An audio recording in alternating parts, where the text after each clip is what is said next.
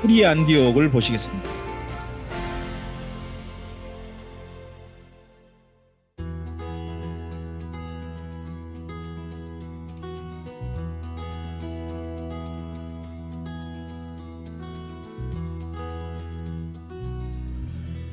현재 이름은 안타키아라고 그러죠.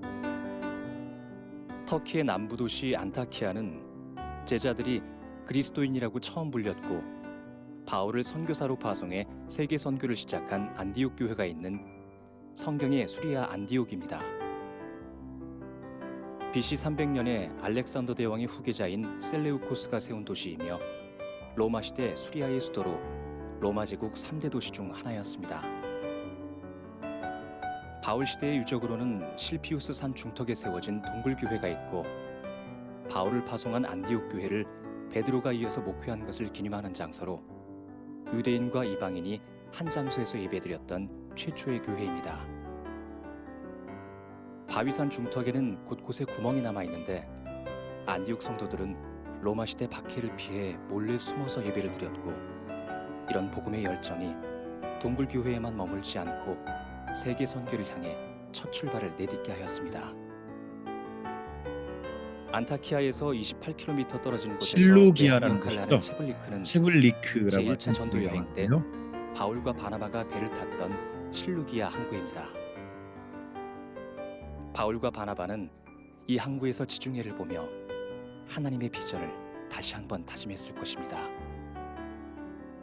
안타키아는 바울 선교 여행의 출발지였으나 지금은 터키 사람들만 사는 낙후된 작은 도시로 우뚝 솟은 수많은 모스크들이 있고 시간마다 무슬림 기도 소리가 들립니다.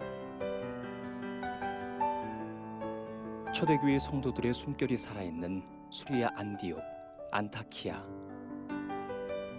바울을 최초의 선교사로 보낼 만큼 교회가 번성했던 이곳에 다시 그리스도의 계절이 오기를 소망해 봅니다. 여기가 얼마 전에 큰 지진이 일어났죠. 그 지진이 일어나서 원래 이랬던 곳이 이렇게 돼버렸죠. 이랬던 곳이 그 지진 강도가 어마어마해가지고 그때 피해가 우리는 그냥 소식만 듣고 엄청났겠다 싶은데 실제 보면 정말 그 끔찍할 정도로 전쟁 당한 것 같잖아요. 폐허가 안 되는 것 같은.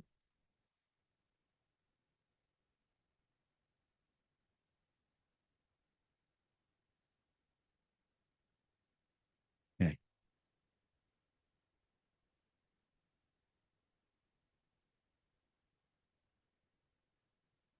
건물이 건물로 남아있지가 않는 막 그런 정도가 됐죠.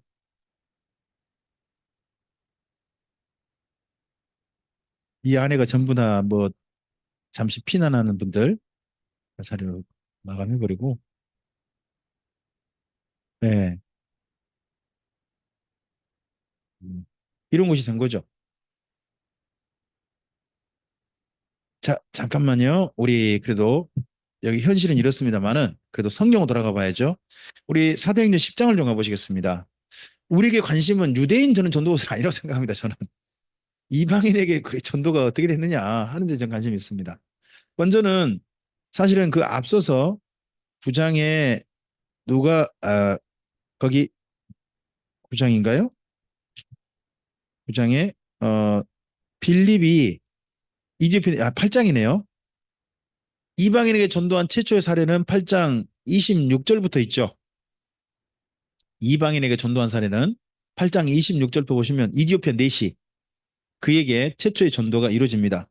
그리고 10장에서 보면 베드로가 그때 욥바에 있거든요. 욥바에 있을 때 가이사라에 있는 고넬료라는 집에서 이 베드로를 초청하게 됩니다.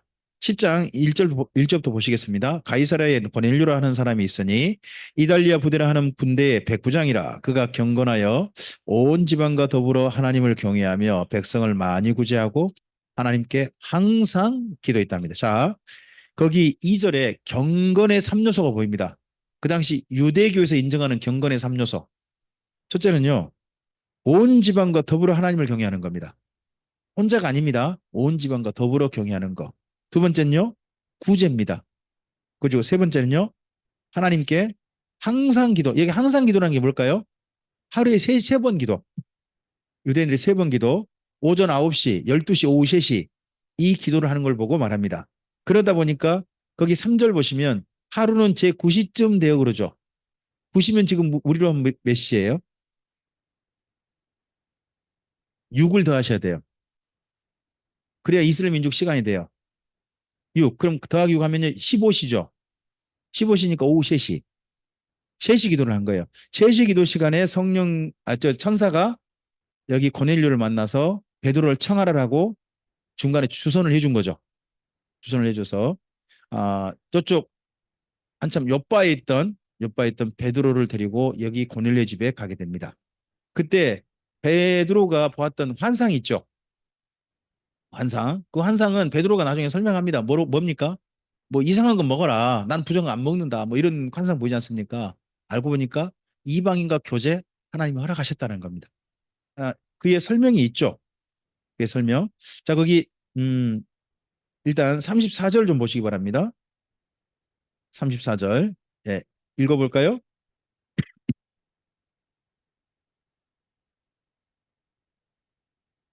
5절요. 35절. 각 나라 중 하나님을 경외하며 의를 행한 사람은 어떻게 한다고요? 다 받으시는 줄 깨달았다는 겁니다. 일단 베드로의 깨달음 이게 중요합니다. 그런데 환상에 대한 자기의 해석은 앞서 있습니다. 28절 있죠. 28절, 29절 읽어보시기 바랍니다. 이르되 유대인으로서 이방인과 교제하며 가까이 하는 것이 위법인 줄은 너희도 한다. 왜 하는 이게 위법이죠? 이방인은 죄인이에요. 유대인들 생각에. 그럼 죄인과 가까이 하면 어떻게 돼요? 부정한 자와 가까이 하는 거예요. 부정한 자와 가까이 하면 깨끗한 사람도 어떻게 되죠? 부정해지잖아요. 그러니까 이방에 교제하면 의로운 유대인도 부정해지기 때문에 이방에 교제하면 안 된다 하는 것이 유대인 법이란 말이에요. 이걸 위법인 줄 너희도 안다. 고넬료의 집도 알고 있다는 거죠.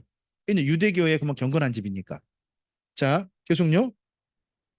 하나님께서는 내게 지시하사 속되다 하거나 깨끗하지 않다 하지 말라 하시기로. 그다음 뭐라고 합니까? 부름을 사용하지 아니하고 왔노라. 묻노니 무슨 일로?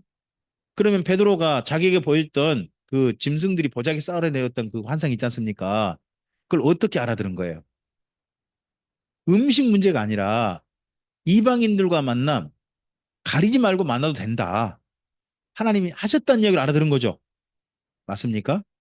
그러니까 그 다음에 해석이 아까 좀 전에 말씀드렸던 것처럼 34절, 35절에 그의 해석이 있는 거죠. 그의 깨달음이. 이렇게 해서 고넬 집에 기꺼이 복음을 전하고자 합니다. 복음을 전할 때 여기 오순절 성령 강림과 똑같은 현상이 일어납니다. 44절 보시기 바랍니다. 예.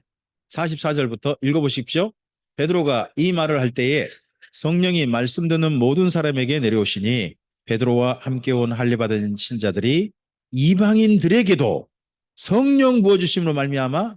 자, 누가 놀랐어요? 베드로는 안 놀다고 나와요. 베드로와 함께 온 할례 받은 신자들이 놀랬대요. 베드로는 놀랬던 말 없습니다. 여기 읽어보시면 다른 함께 온 사람이 놀란 거죠. 베드로는 이미 그들도 성령 받을 자격이 충분히 있다 생각했던 것 같습니다. 그런데 함께 온 다른 할례 받은 신자들은 어떻게 유대인이 아닌데 어떻게 성령 받지? 이것 때문에 놀랐던 거 아닙니까? 놀라서요. 그 다음 계속요. 이는 방언을 말하며 하나님 높임을 들음이라. 이 현상, 방언을 말하며 하나님 높임을 들음이라. 이 현상이 언제 일어났었어요? 사도행전 2장. 그러니까 여기 방언이 어디 방언과 똑같다? 사도행전 2장 방언과 똑같다라고 하는 걸 이해할 수 있습니다. 그 다음에 가보면 설명이 됩니다. 일단 자 47절부터 48절 읽어주세요. 이에 베드로가 이르되 이 사람들이 우리와 같이 성령을 받았으니 누가 능히 물로 세례 베품을 금하리요 하고 명하여 예수 그리스도의 이름으로 세례를 베풀라 하니라. 그들이 베드로에게 며칠 더 머물기를 청했답니다. 여러분 여기 잘 보시면 기억해 보시면 예, 잠깐 여기 표현 되겠죠. 어, 이들이 이방인인데 뭘 베풀어 버렸어요? 세를 베풀었죠. 나중에 바울 사도가 이방인이 할례를 안 받았는데 그냥 막 세를 베풀어요. 사실은 원조가 누구예요? 베드로였어요. 사도가 일을 먼저 한 거예요. 정식 사도가. 그걸 나중에 바울이 한 거예요. 바울은 후발주자예요. 먼저 시작한 분이 있다니까요. 이 사건에 대해서 예루살렘 교회가 들고 일어나요. 그게 11장이에요. 11장 가보세요. 뭐라고 합니까? 유대에 있는 사도들과 형제들이 이방인들도 하나님의 말씀을 받았다함을 들었더니 베드로가 예루살렘에 올라갔을 때에 할례자들이 비난하여 이르되 내가 무할례자의 집에 들어가 함께 먹었다. 뭐를 제일 문제 삼습니까? 함께 먹었다. 이방인들과 함께 먹어서는 이건 큰 죄다라고 그들은 생각하는 겁니다. 이게. 그러니까 못할 일을 해서는 안 될 일을 담임 목사가 했다. 하고 성도들이 따지고 든 겁니다. 이때 말 잘못하면 베드로 사도 어떻게 될까요? 사이 마셔야죠. 사이 마시고 딴 데 가시든가. 그럴 뻔했습니다. 자, 그때 베드로 사도가 쭉 설명하는데요. 쭉 설명하는데 그 설명 가운데 자기와 함께 갔던 사람들도 끌어들입니다. 자, 뒤로 쭉 가보시면 거기 5절부터 읽어봐도 되겠죠? 15절부터 읽어볼까요? 성령이 그들에게 임하시기를 처음 우리에게 하신 것과 같이 자, 처음 우리가 하셨던 게 언제예요? 2장. 사도행전 2장에 유대인들에게만 임하셨던 성령의 역사가 있잖아요. 이방인들만 그대로 있던 누구의 집에도 고넬료의 집에도 똑같이 임했다는 거예요. 똑같이 임했다. 근데 이걸 우리가 어떻게 말리겠느냐? 라고 합니다. 이 말을 자기 혼자가 아니라 함께 있다고 합니다. 함께 거기 12절 보시기 바랍니다. 이 일을 나만 본 거 아니다. 누구도 봤다 함께 읽어주실까요? 성령이 내게 명하사 아무 의심하지 말고 함께 가라 하심에 이 여섯 형제도 나와 함께 가서 그 사람의 집에 들어갔다는 겁니다. 그러니까 고넬료의 집에 그 성령 받았던 사건은 나만 본 게 아니고 누구도 봤다. 여기 6명 다 봤다. 할 말이 없는 거죠. 그러다 보니까 예루살렘 교회가 겨우 한 가지 인정합니다. 이방인도 뭐 받을 수 있다? 성령 받을 수 있다. 그렇게 되지 않나요? 생명 얻는 회개? 생명 얻는 회개. 이게 좀 말이 좀 애매하네요. 18절. 이방인에도 생명 얻는 회개를 주셨도다. 이 정도 하고 멈춰요. 그리고 난 다음에 19절이에요. 앞을 보실까요? 방금 우리가 좀 전에 읽었던 말씀인데요. 다시 읽어보세요. 그때에 스데반의 일로 일어난 환란으로 말미암아 흩어진 자들이 베니게와 구브로와 안디옥까지 이르러 유대인에게만 말씀을 전했는데 그중에 구브로와 구레네 몇 사람이 안디옥에 이르러 헬라인에게도 말하여 주 예수를 전파하니 주의 손이 그들과 함께 하심에 수많은 사람들이 믿고 주께 여기 수많은 사람이 어떤 사람이에요? 헬라인. 유대인이 아니라 헬라인이 교회에 합류했다는 거죠. 헬라인이 교회에 합류했다. 그래서 최초로 이방인과 유대인이 함께한 교회가 어디냐 그러면 안디옥 교회가 됩니다. 이 교회가 그 교회가 되는 거죠. 그리고 이때 전했던 사람 중에 구브로 구레네라고 하죠. 구레네 그러면 혹시 대표적인 사람이 누가 있을까요? 구레네. 구레네 시몬. 예수님 십자가 지고 간 사람 있지 않습니까? 아, 그 집입니다. 그래서 그 집이 여기 안디옥 교회 탄생의 주역이었던 것 같습니다. 나중에 바울이요. 이 구레네 사람 시몬의 집에 좀 신세를 졌던 것 같습니다. 그러다 보니까 그 로마 교회 안부할 때 루포 이 사람이 어머니는 내 어머니라 안부 좀 전해달라. 로마 교회 그렇게 하는 내용이 보입니다. 그러니까 이 시몬의 집이 이때는 안디옥에 있다가 나중에 바울이 로마서를 쓸 때 정도에는 로마에 가 있었던 것 같습니다. 사람들이. 그리고 구브로 있죠. 우리가 구브로가 어떤 사람의 고향인지 알지 못합니다. 하지만 한 사람은 구브로가 고향인 거 좀 아신 게 좋습니다. 그 사람이 바나바입니다. 바나바가 1차 전도행 갈 때 구브로 가지 않습니까? 그게 자기 고향 그쪽입니다. 자, 앞을 보실까요?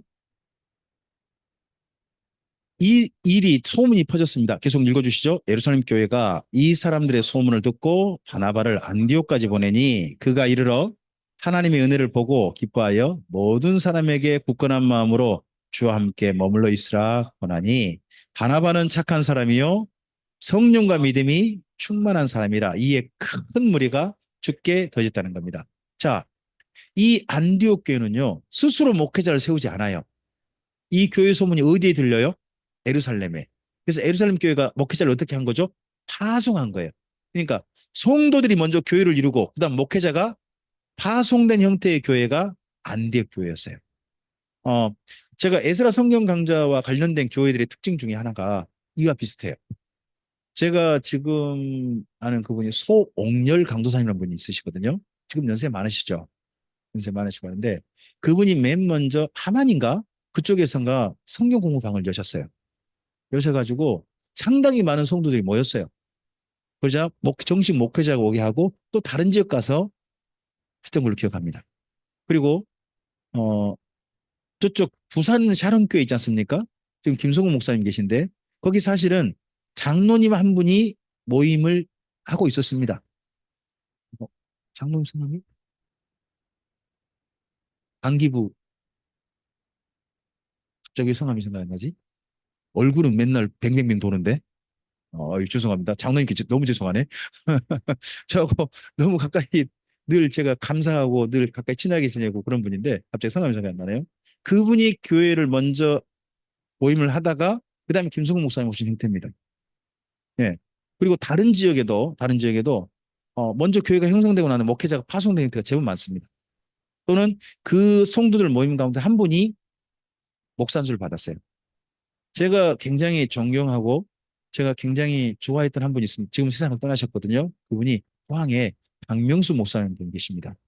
그분은 집사님으로서 노 목사님을 만나셨고 집사님으로서 모임을 이루고 있었어요.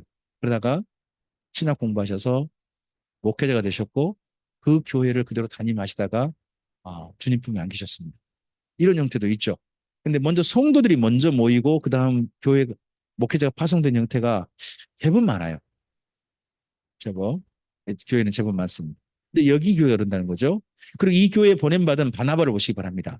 바나바의 첫 번째 중요한 이분의 장점이 뭡니까? 여기 방금 본문에 바나바는 첫째 뭐 하라고요? 착한 사람이 먼저 있습니다. 두 번째가 뭡니까? 성령과 믿음이 충만한 사람입니다. 어, 교회 목회자 청빙 조건이 뭡니까?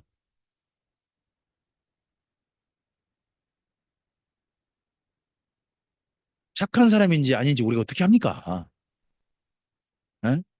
그럼 목회자 청빙 조건이 뭡니까? 우리나라는 첫째 이렇게 봅니다. 교단, 대학원, MDB 이상, 해외 유학 환영. 이게 1순위입니다. 1순위. 두 번째 순위 뭡니까? 설교 CD, 공봉, 자소서. 이겁니다. 그리고 난 다음에 세 번째, 네 번째가 뭐겠습니까? 이상의 소리는 돌려드리지 않습니다. 대부분 이런 내용으로 나옵니다. 광고 이렇게 나오지 사실 모르잖아요. 그리고 먼저 자기소개를 내면 이제 알아봅니다. 그 보낸 분 있잖아요. 그 지역에 좀 잘하는 그런 아니 뭐 어떤 그 친구 목사님이나 이런 분한테 그런 분들 알아보는 겁니다. 이 목사 어때? 이 사람 어때? 라고 알아봐가지고 소문 듣고 하는 거죠. 그렇게 해서 먼저 오게 하고 그다음에 또 심사해가지고 설교 한번 듣고 그렇게 가는 거죠. 그러다 보니까 사람이 어떤 됨됨인지 모르죠. 주변 사람 이야기만 듣고 하는 겁니다. 근데 바나바는 착한 사람이 우선이었다. 독특하죠. 그다음입니다. 앞을 보시죠. 바나바가 사울을 찾으러 다소에 가서 만남에 안디옥에 데리고 와서 둘이 교회에 1년간 모여서 큰 무리를 뭐 했다고요? 가르쳤습니다. 계속요. 제자들이 안디옥에서 비로소 그리스도인이라 일컬음을 받게 되었더라. 그때 선지자들이 예루살렘에서 안디옥에 이르렀답니다. 자, 여기 안디옥 교회 또 특징이 뭐냐? 동역입니다. 바나바와 바울이 뭐 합니까? 서로 동역하죠. 이때는 사울이죠. 이름이 사울로 합니다. 근데 조금 있으면 1차 성경 중에 이름이 갑자기 바뀌어요. 바울로. 그러니까 이방인을 향한 그의 이름 바울이라는 이름으로 나중에 이제 바뀌는 게 나옵니다. 하지만 아직은 사울이라는 이름으로 그를 소개하고 있습니다. 그리고 이 두 분이 1년간 동역하는데 가장 중요한 동역의 사역이 뭡니까? 중심 사역. 1년간 모여 가르쳤다는 겁니다. 여기 사도행전에서 모든 교회 어떻게 사역, 뭐 사도들의 사역, 교사들의 사역을 한결같이 말합니다. 가르쳤다, 가르쳤다. 여쭤보겠습니다. 사도행전은 성령 행전이죠. 맞습니까? 그럼 이 교회에 모여서 가르쳤다면 이 가르침 가운데 누가 역사하신 겁니까? 성령 역사하신 거 맞습니까? 그럼 목회자에게 정말 중요한 꼭 있어야 될 성령의 역사가 뭐겠습니까? 가르침이에요. 그게 사도행전의 모범이에요. 성경을 바르게 가르치지 못하는 목회자는 어떻게 보면 교회 담임을 해서는 좀 곤란할 수 있습니다. 이게 중심 사역이에요. 진짜 해야 될 사역을 못하고 딴 것만 한다 그러면 이상하잖아요. 그래서 가르침이 항상 우선이라는 겁니다. 그리고 심지어 이 교회는 별명까지 얻었죠. 그리스도인이라는 별명도 얻었습니다. 자, 그다음 보실까요? 읽겠습니다. 그 중에 아가보라 하는 한 사람이 일어나 성령으로 말하되 천하에 큰 흉년이 들리라 하더니 글라우디오 때에 그렇게 되니라. 제자들이 각각 그 힘대로 유다에 사는 형제들에게 부조를 보내기로 작정하고 이에 실행하여 바나바와 사울의 손으로 장로들에게 보냈답니다. 자, 이때 큰 흉년이 실제 됐던 것 같습니다. 자, 예루살렘 교회 앞에 제가 소개했죠. 맨 먼저 3천 명 들어왔잖아요. 4천 명 들어왔잖아요. 그 다음에 또 구제하면서 수많은 사람이 들어왔잖아요. 다 어떤 사람이 주로 들어왔다고요? 가난한 사람. 그리고 있는 사람들도 점점 자기 재산을 허비하는 겁니다. 점점 마이너스입니다. 그런데 이 교회에, 이 예루살렘에 뭐가 와버렸다고요? 흉년. 아니, 넉넉한 게 아니라 흉년이 돼버린 거죠. 흉년이 왔는데 이 흉년을 버텨가야 돼요. 지금 안디옥도 흉년이에요. 근데 안디옥 교회가 어디가 걱정이에요? 예루살렘 교회가 걱정이에요. 거기가 더 큰 걱정이란 말이에요. 그래서 그 교회를 위해서 구제 헌금을 모은 거죠. 구제 헌금 모아서 보냅니다. 자, 여쭤보겠습니다. 모 교회가 지 교회를 도와야 합니까? 지 교회가 모 교회를 도와야 합니까? 여기는 지금 어떤 형태입니까?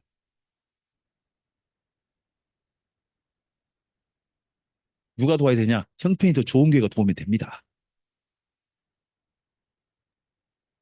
아니, 모 교회, 지 교회가 따질 게 아니에요. 어디가 그나마 좀 더 형편이 나아요. 여기 안디옥 교회 좀 더 형편이 나았던 거예요. 그러니까 자기들이 어떻게 하자? 예루살렘 지금 굉장히 너무 힘들다. 그러니까 우리가 모아서 우리가 밥을 안 먹더라도 한 끼 줄여가지고 그거 예루살렘 교회 돕자 합니다. 이게 뭐예요? 이게 나중에 보면 금식이란 방법입니다. 이전의 금식은요, 예전에 유대인들의 금식, 구약 성경의 금식은 왜 금식한 겁니까? 구약 성경의 금식은 왜 했어요?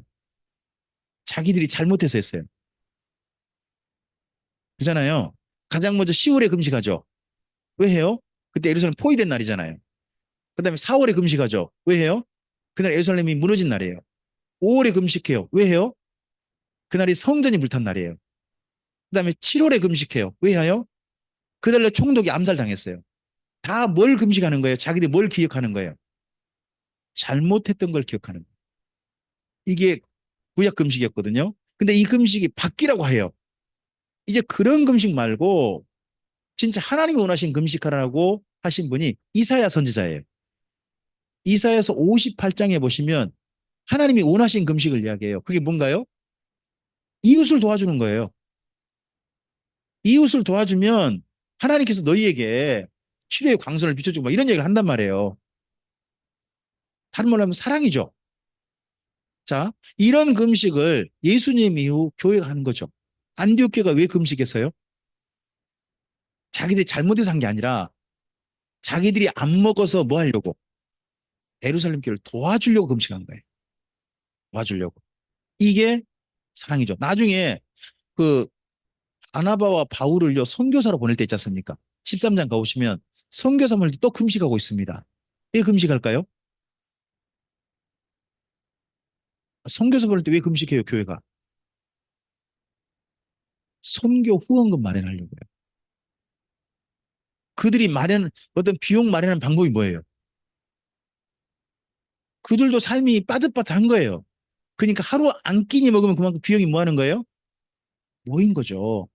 예전에 우리 어머님, 아버님들께서 목사님 조금 집에 좀 먹을 것 좀 어쨌든지 좀 넣어주려고 뭐 하셨어요? 성미 하셨죠.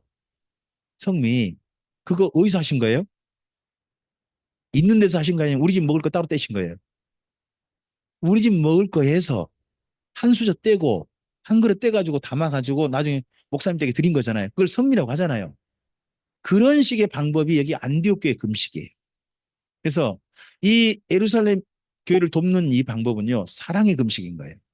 잘못을 회개하는 금식이 아니고 사랑을 실천하고자 하는, 내 것을 아껴서 다른 사람을 돕고자 하는 금식이었던 거죠. 이런 금식으로 이 부조를 보냅니다. 그래서 최초로 교회를 돕는 일을 어느 교회가 하느냐? 예루살렘 교회가 한 게 아니라 네, 안디옥 교회가 했습니다. 그다음에 이상의 내용을 한번 정리해 보죠. 안디옥 교회입니다. 첫째 뭐합니까? 특징이 큰 제목만 읽어보죠. 함께입니다. 유대인과 이방인이요. 두 번째요. 모임이 먼저 있고 후에 바나바가 파송되죠. 그 다음에 3번이요. 바나바와 바울이 동역합니다. 동역의 방법은 뭡니까? 교육, 가르침이었습니다. 그 다음에 네 번째는요. 별명을 얻었습니다. 최초로 그리스도인 별명을 얻었죠. 그리고 다섯 번째요.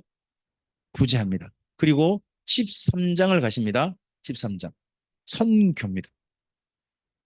사도행전 13장. 1절부터 3절까지 읽어주시기 바랍니다. 안디옥 교회에 선지자들과 교사들이 있으니 곧 바나바와 니게르를 하는 시몬과 구레네 사람 루기오와 분봉왕 헤롯의 젖동생 마나임과 및 사울이라. 주를 섬겨 금식할 때에 성령이 이르시되 내가 불러 시키는 일을 위하여 바나바와 사울을 따로 세우라 하시니 이에 금식하며 기도하고 두 사람에게 안수하여 보냈다고 합니다. 자, 예루살렘 교회는 어떻게 전도를 보냈죠? 예루살렘 교회 전도 방법 봐보세요. 생각해 보세요. 어떻게 전도한 거예요? 예루살렘 교회는 첫째, 중심지를 만든 거예요. 사람들을 오게 한 거예요. 만들어서 오게 한 거죠. 어떤 중심지죠? 바퍼.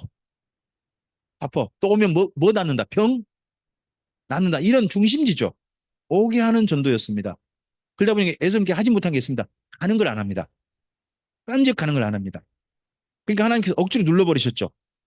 스테반의 순교와 함께 파싹 눌러가지고 옆으로 퍼지게 되는 그런 일이 있게 되지 않습니까? 근데 안디옥 교회는 어떻게 성교를 합니까? 하나님의 말씀에 순종해서 그들이 자원해서 나갑니다. 자원해서 보냅니다. 그러니까 예루살렘 교회의 선교 방식과 그리고 여기 안디옥 교회 선교 방식은 좀 다릅니다. 적극적으로 나가는 선교, 돕는 선교를 했던 데가 바로 안디옥 교회인 거죠. 자, 여기에 이 두 사람이 보냄받은 선교를 우리가 1차 전도행이라고 합니다. 바로 거기 13장 옆에 위에 보면 요즘은 제목이 좋잖아요. 바나바와 사울을 보내다 뭐 이렇게 돼 있습니까? 그렇게도 됩니다만은 1차 선교행이라고 쓰는 것이 더 좋지 않을까 싶습니다. 이게 1차거든요. 어느 교회가 파송한 겁니까? 안디옥 교회가. 그럼 안디옥 교회가 앞으로 몇 번 파송할까요? 선교사를. 3번 합니다. 3번. 그러니까 바울은 계속해서 어느 교회 파송을 받은 겁니까? 안디옥 교회가 파송해 준 겁니다.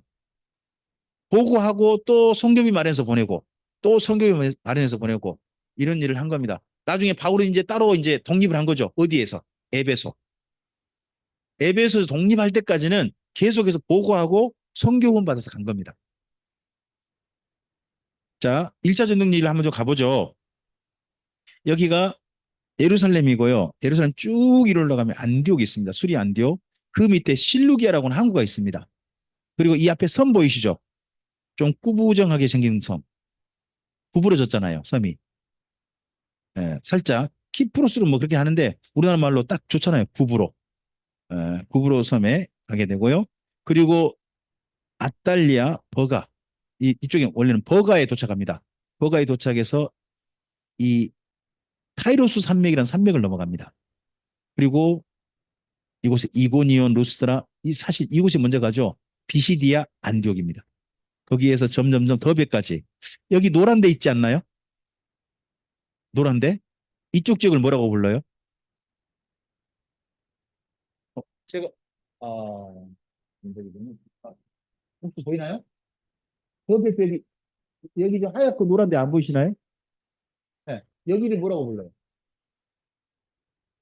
이 지역을 갑바독이라고 그럽니다. 갑바독이야. 갑바독이야 바로 앞까지. 거기까지 간 겁니다. 자, 한번 가볼까요? 안디옥에서 실루기아로 타고 살라미에 도착해서 바보까지 보고요. 그리고 버가에 이르러서 타우루스 산맥을 넘어갑니다. 이고니온, 루스드라 이쪽에서 바울이 돌에 맞아 밖에 던져지죠. 더베까지 갔다가 더 이상 여행이 어려워서 다시 돌아갑니다. 다시 돌아가서 이번에는 아탈리아, 요즘은 엔탈리아입니다. 거기서 배 타고 실루기아 가고 안디오 가게 되고 이때 이 교회에 소란이 일어나게 됩니다. 그래서 그 사도행전 15장에 쓰여지게 됩니다. 잠깐 여기를 볼까요? 제가 여기 타우루스 산맥을 넘어갈 때가 우기 때였습니다. 우기. 근데 여기 해발 3,000m예요. 그럼 우기인데 비가 오면 거기 뭐로 내리겠어요? 우이죠. 그래서 제가 여기 가보면서 느낀 건요. 겨울에는 안 갔겠다라고 느꼈어요. 겨울에는 사람이 갈 수가 없어요. 그 당시에. 그러니까 겨울에는 안 가고 아마도 여름, 건기 때 그때 정도에 갔겠다 싶었습니다. 높은 산이 하나 있죠. 그래서 여기는 이제 이고니온입니다. 이고니온 현재 이름은 꼬냐라고 부르더라고요. 꼬냐. 꼽질 않는 거겠죠. 꼬냐. 하여튼 이곳인데 여기가 땅이 어때요? 가보면 메마르다기보다 아주 평평합니다. 여기가 터키 대평원이라고 부릅니다.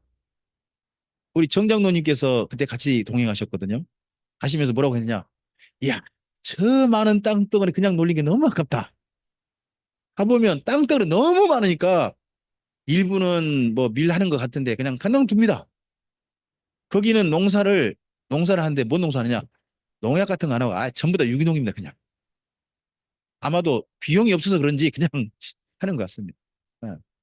아주 평평해요. 그런 평야지대에 이고니온 여기가 있었습니다. 해발 3,000m가 넘으면 그냥 눈이 한 여름에도 있다라고 보시면 됩니다. 지금 여기 음성 들으신 분은 이덕진 목사님이라고요. 김덕진 목사님, 추성을 내가 바꿨나? 여행 가이드 하신 목사님인데 정말 가이드를 잘해주셨어요. 아, 평평하죠. 이거 끝없이 평평한 길을 갑니다. 진짜 이 길 가다 보니까 야, 우리나라 저기 저 뭐야 나주평야 이런 평야는 평야도 아니구나 하는 걸 정말 느낄 만한 그런 곳이었습니다. 네. 높은 산이 하나 있죠. 그래서 여기가 비시디의 안디옥입니다. 지금 이름은 얄바츠라는 이름인데요. 거기 가면 유적지가 네. 이 사진을 찍으신 분은 겨울에 우기 때 찍은 것 같습니다.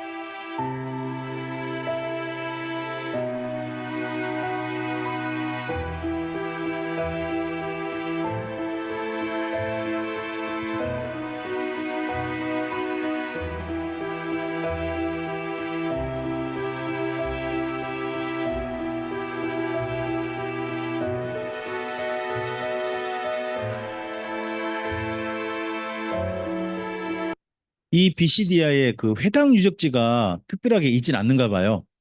그러다 보니까 그 가는 그 사람들 보면 회당에 간 흔적은 안 보입니다.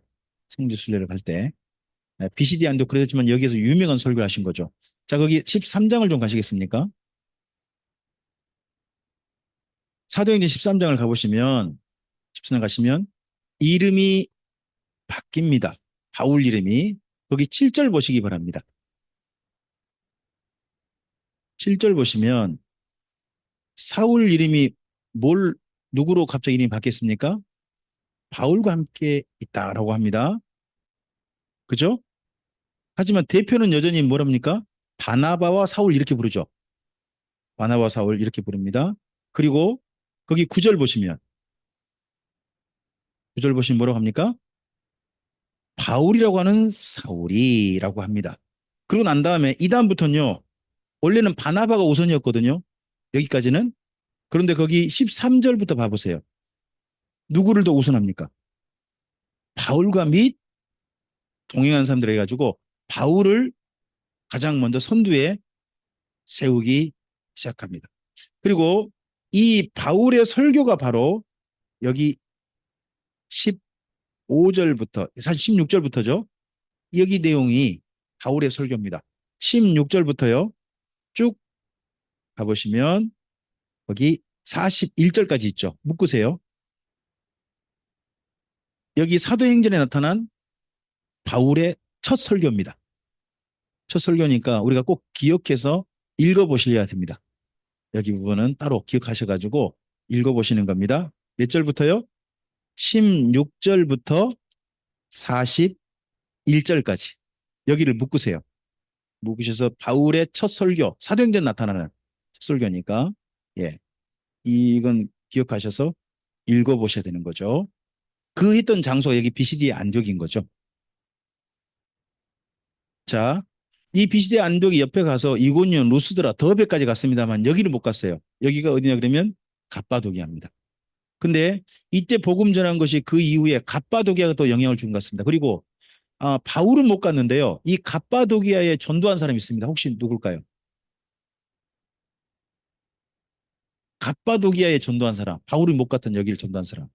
그분이 베드로입니다. 베드로입니다. 혹시 베드로전서 1장을 좀 가보시겠습니까?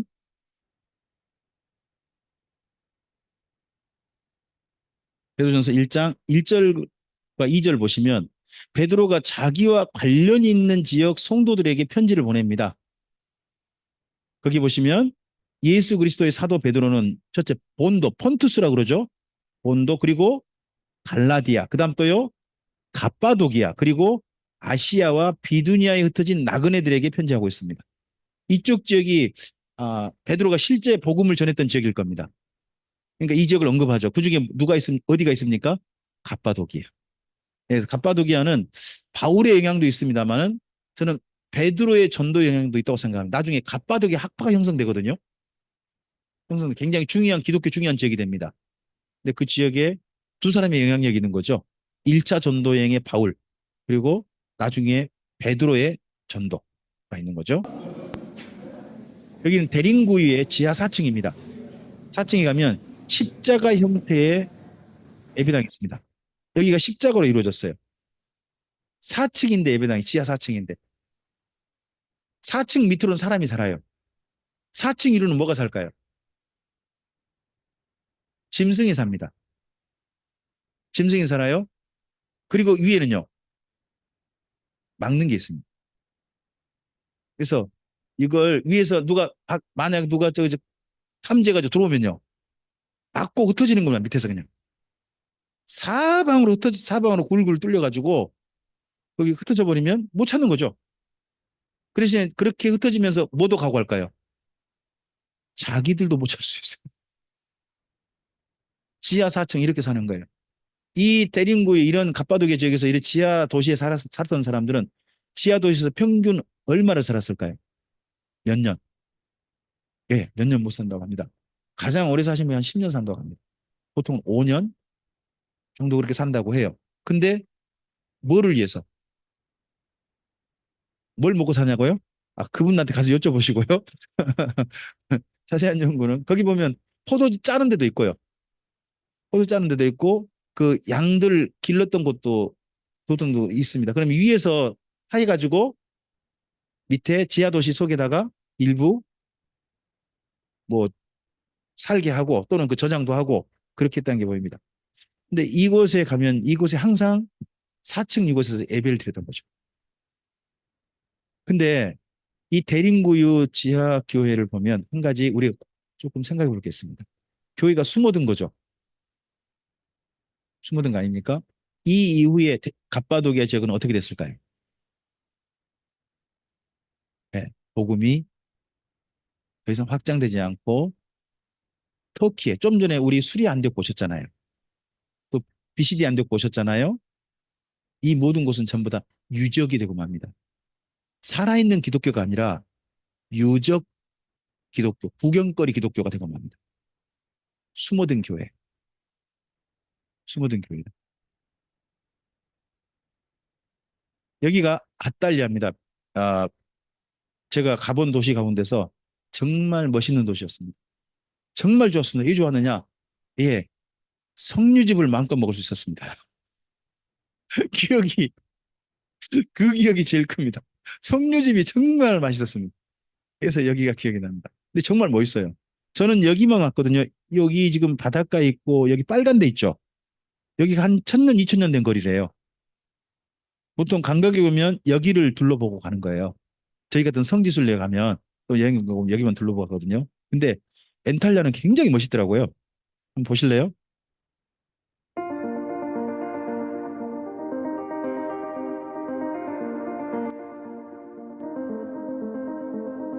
바닷가에 이런 데 모르고요. 이런 폭포 있는 데도 못 봤어요. 굉장하더라고요.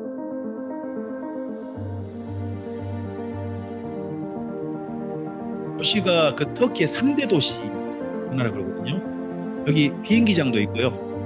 굉장히 큰 도시.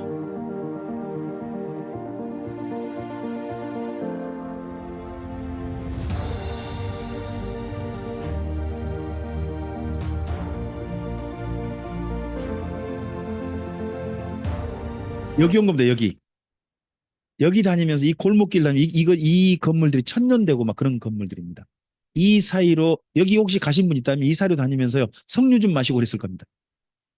아, 제가 이 사이 다니면 석류 좀 마시고 그랬거든요. 그리고 저녁 때 가지고 이 가해 쪽에서 저쪽 그 해지는 모습 사진 찍고 그러고 돌아갔던 기억이 있습니다.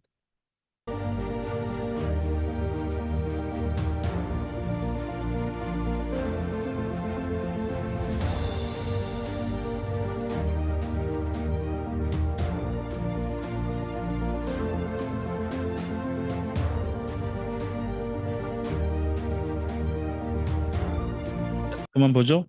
더 봤다간 성지순례를 가는 게 아니라 관광을 가고 싶고 했겠죠. 진짜 세계를 보다 보면 야 관광 갈 만한 데가 진짜 많다. 성지순례 가긴 좀 아깝다. 한 데가 제법 있어요. 그 대신 이런 데를 관광을 가려면 돈을 제법 많이 가져가야 될 겁니다. 네. 자, 이때 이때 이 안디옥 교회 전도가요 예루살렘 교회에게 좋은 반응이 안 옵니다. 소리 안 좋게 반응했습니다. 이방인들한테 그냥 세례를 줬다고 하고 들고 일어납니다. 들고 일어나서 이곳에 와서 따지는 일이 벌어집니다. 15장 가보시겠습니까? 15장 1절과 2절을 보시기 바랍니다. 사도행전 15장 1절과 2절입니다. 읽어주시죠. 어떤 사람들이 유대로부터 내려와서 형제들을 가르치되 너희가 모세의 법대로 할례를 받지 아니하면 능히 구원을 받지 못하리라 하니 바울 및 바나바와 그들 사이에 적지 아니한 다툼과 변론이 일어난지라 형제들이 이 문제에 대하여 바울과 바나바와 및 그 중에 몇 사람을 예루살렘에 있는 사도와 장로들에게 보내기로. 자, 여기 15장 1절이 중요해요. 앞으로 바울과 계속 갈등할 사람들이거든요. 바울을 대척할 사람들이에요. 근데 누구냐? 이들은요. 교회 형제들이에요. 교회 밖에 사람들 아닙니다. 교회 형제들입니다. 근데 이들은 이들의 생각은 이렇습니다. 이방인이 모세 법대로 할례를 받아야 구원이 있다고 하는 겁니다. 그럼 구원의 조건 중에 뭐가 있는 겁니까? 할례라는 말을 다르게 해보세요. 할례를 받아야 구원이 있다는 말을 다른 말로 해보세요. 이 말입니다. 유대인만 구원이 있다는 말입니다. 유대인만 구원이 있다. 그러니까 이방인은 구원 받는다, 못 받는다? 못 받는다. 유대인만 구원이 있다. 이 말인 겁니다. 이 말이 만약에 통과됐으면요. 지금 남자분들 어떻게 됩니까? 병원을 가실 게 아니라 종교의식을 행하셔야 됩니다.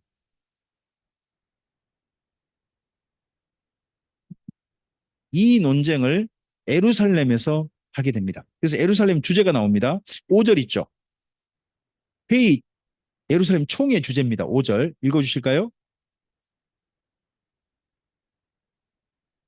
이방인에게 할례를 행하고 모세 율법을 지키라 명하는 것이 마땅하다 아니라 우리 성경에는 지금 현재는 마땅하다라고 번역했습니다. 근데 원래 표현은 must be, 영어로 must be, 반드시 뭐뭐 해야 한다로 원래 번역되어 있습니다.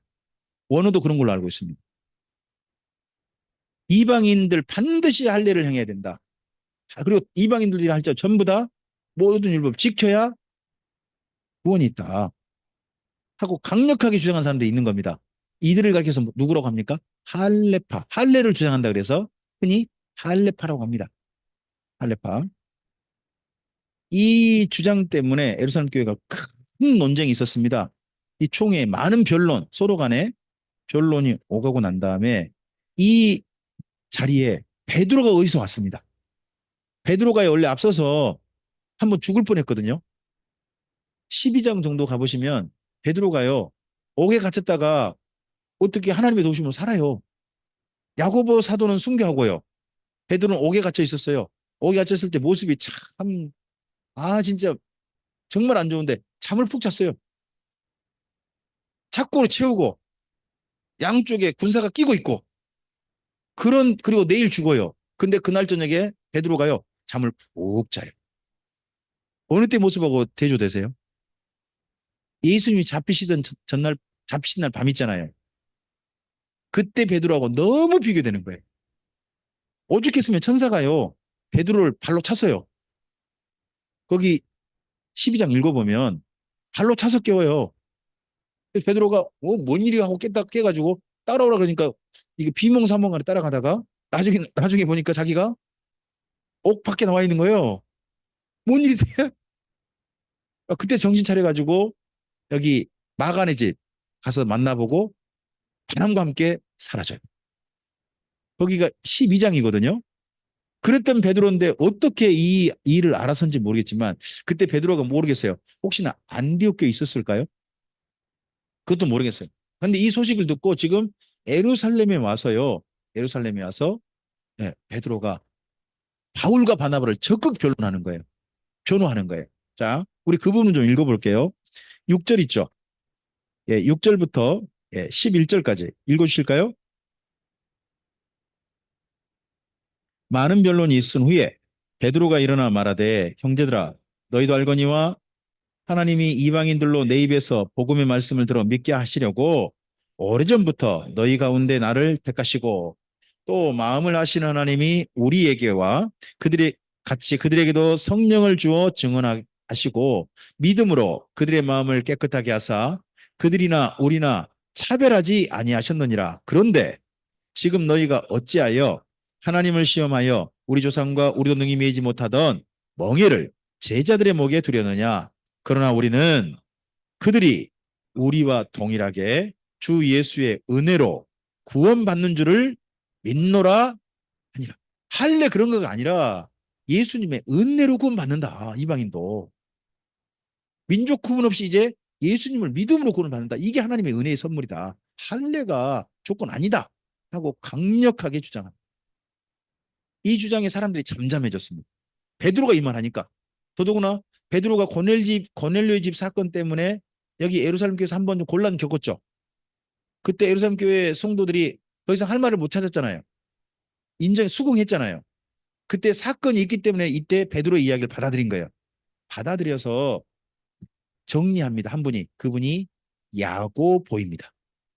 야고보가 전체 얘기를 정리합니다. 거기 13절 있죠. 말을 마치면 사람들 말이 다 조용해졌습니다. 그래서 한 분이 드디어 이야기를 시작합니다. 그분이 누굽니까? 야고보. 이 야고보가 누구냐 그러면 예수님의 동생 야고보입니다. 예수님의 동생 야고보. 우리 성경에 야고보서를 쓰신 분입니다. 성경에 야고보서 쓰신 그분인데요. 이분이 말씀해가지고 이방인들은 이렇게 하자라고 제안을 합니다. 거기 19절부터 보세요. 19절부터 21절까지 읽어주실까요? 그러므로 내 의견에는 돌아오는 자들을 괴롭게 하지 말고 다만 우상의 더러운 것과 음행과 목매어 죽인 것과 피를 멀리하라고 편지하는 것이 옳으니 이는 예로부터 각 성에서 모세를 전하는 자가 있어 안식일마다 회당에서 그 글을 읽음이라 하더라. 자, 이방인들 뭐 하지 말자? 괴롭게 하지 말자. 괴롭게 하지 말자면은 뭐, 뭐 하는 거 필요 없다는 겁니까? 할례. 할례 필요 없고 대신에 뭐 하자고요? 율법의 욕이란 건 지키자는 거예요. 율법의 욕이란 걸로 여기 네 가지로 되어 있습니다만 원래는 다섯 가지였던 것 같습니다. 갈라디아서를 참고해 보시기 바랍니다. 갈라디아서 읽어보면 그때 사실은 한 가지 더 제한이 온것 같습니다. 그 제한이 뭐냐 그러면 이웃구제입니다. 근데 바울이 평소 이미 이웃구제는 열심히 하고 있으니까 그럼 굳이 편지 안 넣는다 하고 내용이 됐던 것 같습니다. 그래서 네 가지만 해요. 하지 말라는 건 네 가지. 뭡니까? 우상의 어려운 것과 음행과 목매어 죽인 것과 피는 멀리해라. 이 내용이 그대로 편지에 들어갑니다. 그 편지가 22절부터입니다. 자, 22절부터 29절 있죠. 묶으세요. 이게 누구를 향한 편지입니까? 예루살렘 교회에 믿는 이방인을 향한 편지입니다. 이 편지는 그럼 누구에게도 해당됩니까? 지금 우리에게도 해당됩니다. 우리에게도 예수 믿는 우리도 이방인들이니까요. 자, 이 부분은 읽어봤으면 좋겠습니다. 좀 길더라도요. 읽겠습니다. 이에 사도와 장로와 온 교회가 그 중에서 사람들을 택하여 바울과 바나바와 함께 안디옥으로 보내기로 결정하니 곧 형제 중에 인도자인 바사바라는 유다와 실라더라. 그 편에 편지를 붙여 이르되 사도와 장로된 형제들은 안디옥과 수리아와 길리기아에 있는 이방인 형제들에게 문안하. 누구에게 문안한다고요? 예, 유대인들 아닙니다. 이 편지는 오직 이방인들에게만 보내진 편지입니다. 계속요. 그런즉 우리 가운데 어떤 사람들이 우리의 지시도 없이 나가서 말로 너희를 괴롭게 하고 마음을 혼란하게 한다 하기로 사람을 택하여 우리 주 예수 그리스도의 이름을 위하여 생명을 아끼지 아니하는 자인 우리가 사랑하는 바나바와 바울과 함께 너희에게 보내기를 만장일치로 결정하였노라. 그리하여 유다와 실라를 보내니 그들도 이 일을 말로 전하리라. 자, 증인이 셋인 거예요. 누구의 첫째 편지가 증인이에요. 또 누구예요? 유다와 실라가 증인이죠. 보통 유대인들은 2명 이상의 증인을 요구하거든요. 둘 이상의 증인을 이렇게 보낸 거죠. 계속요. 성령과 우리는 이 욕이라는 것들 외에는 아무 짐도 너에게 지우지 아니한 것이 옳은 줄 알았노니 첫째요. 우상의 제물과 피와 목매어 죽인 것과 음행을 멀리할지니라 이에 스스로 삼가면 잘되리라 평안함을 원하노라 하였더라. 거기에 이방인이라 할지라도 예수님을 믿는다면 이것은 하지 말았으면 좋겠다고 네 가지 금지사항 나오죠. 첫째, 뭐를 멀리하라고요? 우상의 제물. 그러니까 제사 음식 안 먹는 거예요. 저는 그렇게 생각하면 제사 음식 먹는 거 아니에요. 두 번째요. 피요, 피. 아이고, 오늘 음식에 갑자기 그게 나올지 제가 어떻게 알았겠습니까?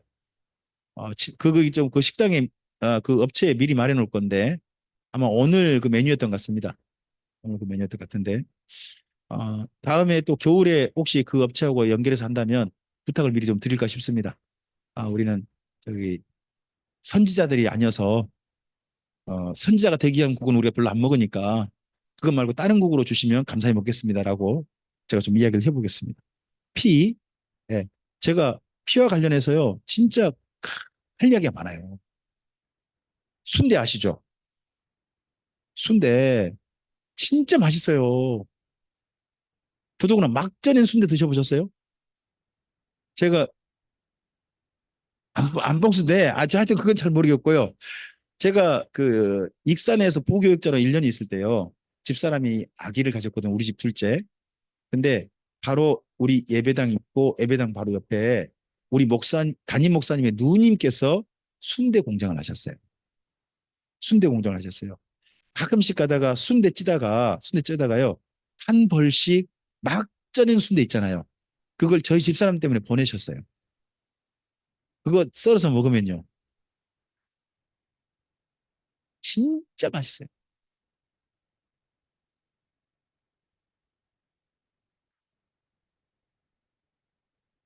하여튼 제가 그 순대 그렇게 먹다가 여기 산청 가가지고 이 강좌 듣고 난 다음에 제 인생을 잃어버린 것 같았습니다. 이제 순대 못 먹는구나 하는 생각 좀 했고요. 그리고 사실 개고기는 그 전에 좀 진작 안 먹기는 했어요. 우리나라에 대표적으로 목매어 죽인 고기가 뭐예요? 이거 예전에 그러잖아요. 요즘은 목매어 죽이지 않는데 전기로 지져 죽인대요. 아, 요즘은 전기로 지져진대요. 요즘은. 네, 그러긴 한다는데요. 이 목매어 죽인 그럼 우리는 딱 떠오르는 게 그런 거잖아요. 그리고 뿐만 아니라 이 갈라디아 쪽 이쪽의 이방인들이 어떤 고기를 먹었다는 거예요? 목매어 죽인 그런 고기를 먹었으니까 그들에게도 이걸 먹지 말라 했겠죠. 그들이 우리 고기랑 종류가 다를 수는 있어요. 우리는 게를 목매고 거기 다른 걸 목맬 수 있죠. 근데 그 목매어 죽인 거 먹지 마라 그러잖아요. 아, 제가 참 슬프게 개고기를 처음 만났거든요. 저희 제가 참 가난하게 살았는데 그때 그 돈 되는 게 뭐냐 그러면 게를 길러가지고 여름에 마을에 팔면 돈이에요 이게. 그래서 제가 3학년 때 정도로 기억하는데 국민학교 그때 정도에 매일 아침에 제가 학교 가기 전에 밥 주고 학교 갔다 와서 밥 주고 하는 기회가 있었어요. 이 녀석을 근데 여름에 집에 돈이 없으니까 저희 집에서 팔았죠. 판 개를 제가 울면서 따라갔어요. 가면 어떻게 할까요? 그때 소나무로 기억해요. 나무에다가 달아가지고 두드려 패는 거죠. 죽을 때까지 두드려 팹니다. 뭐, 뭐 두드려 패는데 이 녀석이요. 막 발버둥 깽깽 하다가 줄이 툭 끊어진 거예요. 툭 끊어져 막 도망치다가 갑자기 저를 보고 땅바닥에 엎드려가 꼬리를 이렇게 피를 질질 흘리면서 엎드리고 저한테 오는 거예요. 다시 붙잡혔어요. 아, 어쨌거나 붙잡혔겠죠. 근데 저한테 오다가 붙잡힌 거예요. 붙잡혀가지고 그렇게 죽었어요. 그리고 마을 청년들이 집에 돈을 보내고 그 돈을 보내면서 함께 뭘 보냈냐 그러면 저희 집도 먹어보라고 뒷다리 하나 보내시고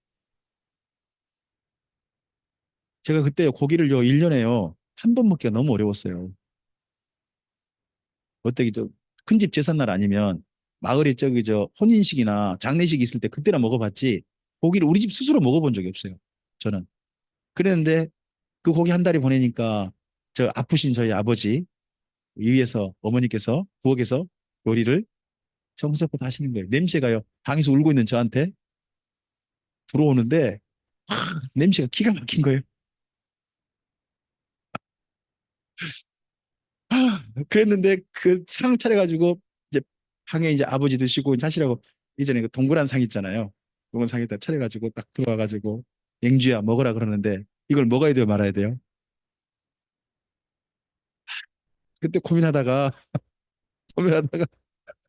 제가 그때 읽었던 책이 있었거든요. 폴란드 제게라고요. 파트라시하고 네로가 마지막에 죽잖아요. 죽어서 둘이 같이 하늘 올라가잖아요. 이 개하고 개 이름을 말하지 않을게요. 이 개하고 내가 하나 되는 방법은 같이 죽을 수는 없잖아요. 얘는 죽고 난 살아 있잖아요.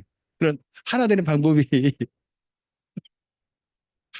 얘를 내 안에 담아서 그래서 내가 하나 돼야 되겠다. 아, 파트라스만 해야 되겠다 싶어가지고 그렇게 생각하고 기회고기를 먹었어요. 맛있었어요. 너무 슬펐어요. 맛있게 먹은데 너무 맛있었고 너무 슬펐어요. 그 다음에 사실 목회자가 되고 난 다음에 교국이 1년에 한 번씩은 먹었어요. 여름에요. 목회자 가정들이 사실 힘들고 어려운 가정이 너무 많거든요. 그러면 한 교회에서 목회자들 전체 건강을 위해서 영양 보충을 위해서 기회를 잡으셔가지고 목회를 초청해요. 그래서 드세요라고 하는 거거든요. 예전 이렇게 했어요. 요즘은 갑자기 개 식용 금지법입니까? 김건희법입니까? 이름이 하여튼 그 좀 어떤 쪽인지 모르겠는데 하여튼 그거 먹지 마라고 해가지고 뭐 지금 나왔지 않습니까? 저는 그러기 전에 진짜 개고기는 먹진 않았습니다. 에스라 성경 강좌 만나기 전에 개고기 먹진 않았어요. 근데 그때 이 목매어 죽인 거 먹지 말라는 거 보고 그 딱 들었을 때 아, 내가 개고기 그 진작 안 먹은 게 다행이었다. 그런 생각을 했죠. 근데 아, 이 말씀 보면서 참 고민이 많았죠, 저는. 이방인도 하지 말아야 할 게 많구나 하는 것. 그런 것들을 제법 생각이 됐습니다. 아, 방금 우리 읽었던 얘기 말씀입니다. 여기까지 말씀하면 정리해보자. 앞을 보세요. 첫째, 1번이 뭐가 있었다고요? 문제가 뭐예요? 이방인은 어떻게 구원받냐는 거예요. 이방인은 어떻게 구원받느냐? 그래서 뭐가 열렸어요? 예루살렘 총회가 열렸죠. 총회장님이 누구예요? 야고보예요. 자, 이 내용에 대해서 또 다른 성경 한 군데가 쓰고 있어요. 그게 어디예요? 갈라디아서 2장. 그 기억하세요. 갈라디아서 읽으실 때 어디 내용을 먼저 비교해서 읽는다? 사도행전 15장. 15장 갈라디아서 읽으실 때 이거 기억하시는 거예요. 그리고 지키라는 거예요. 누구도 이방인도. 뭐를 먹지 말라고요? 세 가지 먹지 마라. 우상의 제물, 피, 목매어 죽인 것은 이방인도 먹지 마라. 그리고 음행하면 돼요, 안 돼요? 이방인도 음행하면 안 돼요. 이걸 부탁을 했어요. 그리고 여섯 번째입니다. 이때 이 문제를 촉발시켰던 사람이 아무리 봐도 마가 요한 같다는 겁니다. 마가 요한. 1차 전도여행 가다가 마가 요한이 따로 떨어져 나가버리거든요. 그때 마가 요한이 아무리 봐도 나중에 보면 마가 요한을 할례파로 이야기하거든요. 할례파로. 골로새서 맨 끝에 있죠. 골로새 4장 가보면 마가 요한도 할례파이나 하나님 나라를 함께 사역한 자다. 이렇게 이제 바울이 이야기는 해요. 그때 인정하는데 바울이 이 마가 요한과 함께 가자고 하는 바나바의 요청에 대해서 거절합니다. 거기 15장 맨 끝을 가보세요. 15장 36절부터 보시기 바랍니다. 36절부터 읽어주세요. 며칠 후에 각 성으로 다시 가서 바나바는 마가라 하는 요한도 데리고 가고자 하나 바울은 밤빌리아에서 자기들을 떠나 함께 일하러 가지 아니한 자를 데리고 가는 것이 옳지 않다 하여 서로 심히 다투어 피차 갈라서니 바나바는 마가를 데리고 배 타고 구브로로 갔고 바울은 실라를 택한 후에 형제들에게 주의 은혜 부탁함을 받고 떠나 수리아와 길리기아로 다니며 교회들을 경고하게 했다고 합니다. 여쭤볼게요. 성령 충만하면 싸웁니까? 안 싸웁니까? 성령 충만하면 피차 갈라설 수 있습니까? 갈라서지 않습니까? 말씀 잘 하셔야 됩니다. 네, 방금 여기 바나바와 바울 보고 성령 충만하냐, 성령 충만을 못하느냐 여러분이 평가를 지금 하신 겁니다. 두 분은 피차 싸웠고 뭐예요? 갈라섰잖아요. 근데 두 분 다 성령 충만한 분 맞습니까? 성령 충만에 의견이 충돌할 수 있고요. 성령 충만에 심지어 심히 다툴 수 있고요. 성령 충만해도 심지어 피차 갈라설 수 있습니다. 갈라설 수 있습니다. 그러니까 우리가 다투고 싸운다 해가지고요. 저쪽 팀은 악령의 씨였네. 우리는 성령의 인도함 받네. 서로 이러지 말아야 됩니다. 참 성도들끼리 서로 간에 그렇게 하는 경우가 의외로 많습니다. 예전에는요. 교회가 나눠지는 경우가 제법 있었습니다. 저도 어릴 때 고등학교 때로 기억하는데 고등학교 때 그 시골 교회가 둘로 나뉘었습니다. 저희 외갓집에서 바로 밑에 있던 교회인데요. 대흥교라는 교회였습니다. 그 교회가 장로님 두 분이서 서로 의견이 안 맞았어요. 그래서 결국 두 분 장로님이 각각 살림을 따로따로 하셨습니다. 한 분은 대흥교회를 그대로 하시고 대흥교회는 거기 마을이거든요. 근데 대흥교회가 있는 그 마을 포함한 전체 섬 이름은 금산입니다. 떨어져 나간 장로님께서 뭐라고 하셨느냐? 우리 교회는 대흥교회보다 더 큰 교회, 금산교회 하고 이름을 하셨습니다. 두 개 하셔가지고 두 교회가 서로 한 뭐 1km 정도 거리? 그 정도 거리에 서로 있었습니다. 거리 있었는데 제가 고등학교 때 기억납니다. 금산교회 학생회 회장이 제 짝꿍이었거든요. 짝꿍 해가지고 교회에 무슨 부흥회 있다 그러면 짝꿍이니까 와라이 해가지고 가서 그 구경하고요. 제가 그때 기억나는 게 금정운종인가? 그 부부가 찬양하는 분들이었습니다. 찬양하는 분들이 거기 와가 집회하는 거 그 집회 참석했던 기억납니다. 그런가 하면 또 대흥교회 뭔 일 있으면 대흥교회 있는 친구가 저더러 오라 그럽니다. 근데 가보면 어떠냐? 지금도 기억납니다. 가보면요. 두 교회 성도가 다 모여 있습니다. 아니 이 교회 부흥한다 그러면 안 오는 게 아니고요. 다 와 있어요. 와가지고요. 서로 함께 은혜 받아요. 또 저 교회 부흥한다 그러면요. 서로 갈라섰잖아요. 근데 또 가서 은혜 받고 있어요. 그러면서 어느 날 보니까요. 두 개가 비슷해졌어요. 그러니까 이거 보면 이건 같아요. 서로 가서 보는 게 은혜도 받고 얼마나 성도를 모인가 보자 하고 가셨던 것 같아요. 그러다 또 저쪽 가면은 저쪽으로 얼마나 모였디야. 가서 보고 난 다음에 서로 간에 뭐 한 거예요. 열심히 전도하고 어느새 교회 식구들이 찾다니까요. 전에는 이랬어요. 근데 요즘은요. 한 번 헤어지면요. 천국에서 안 만날 것처럼 헤어지죠.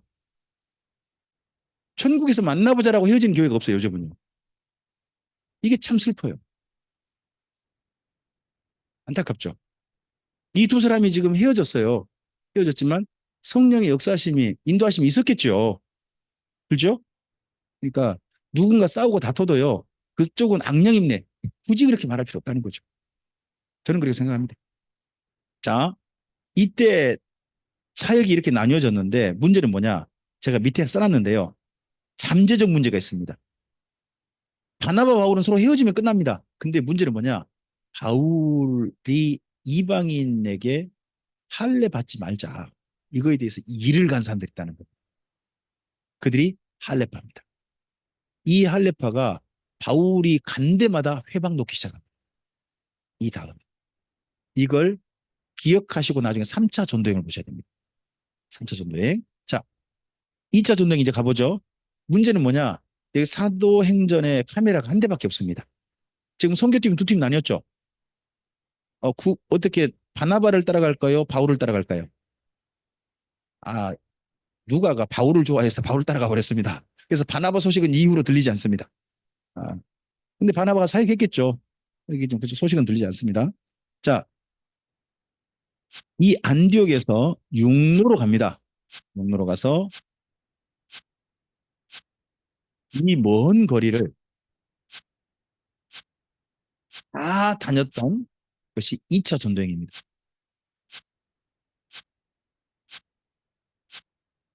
자, 이제 설명을 드릴게요. 안디옥 교회에 2차 전도행 갈 때 후원 받았습니다. 성도들 은혜를 도움 받았습니다. 뭘 받은 겁니까? 선교 후원을 받은 겁니다. 그래서 자기 고향 다소를 거쳐서 이쪽 자기가 전도했던 지역 있죠. 이쪽 지역에 다시 교회를 안정시키고 간 데마다 보여준 게 있습니다. 편지. 사도행전 15장 편지 있죠. 그 편지를 보여주고 또 한 사람을 동반합니다. 그 사람이 실라입니다. 아까 유다와 실라 있었죠. 편지와 증인 중에 유다와 실라. 잘 보시면 바울의 2차 전도행 때만 동행한 사람이 실라입니다. 그리고 실라는 그 다음에 보면 베드로에게 가 있습니다. 베드로에게. 자, 거기 15장 잠깐만요. 16장으로 가야 되겠네요.